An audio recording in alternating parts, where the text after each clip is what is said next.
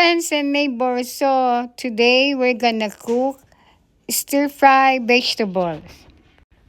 All you have to do is to prepare all the ingredients like cabbage, carrots, onion, garlic, green onion, salt, pepper, oyster sauce,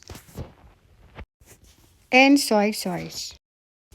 So this is very easy to cook. Just saute all the ingredients in the frying pan and then just let it cook. Add pepper, add salt, and soy sauce.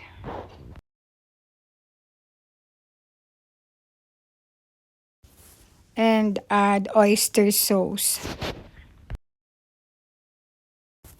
Maglagay din po pala ako dyan ng chicken cubes.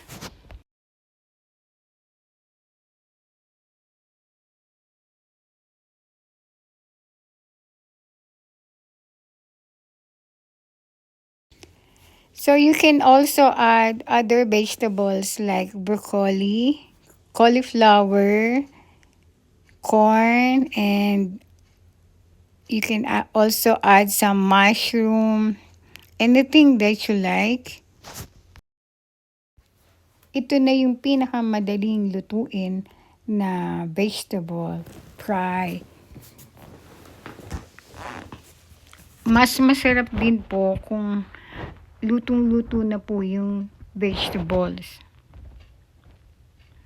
Ayan, ihahaluin lang natin ng mga 30 minutes and then napakadali na po niyang maluto. So, ito na po ang magiging resulta niya. Ayan. At naglagay din po ako ng chili sauce.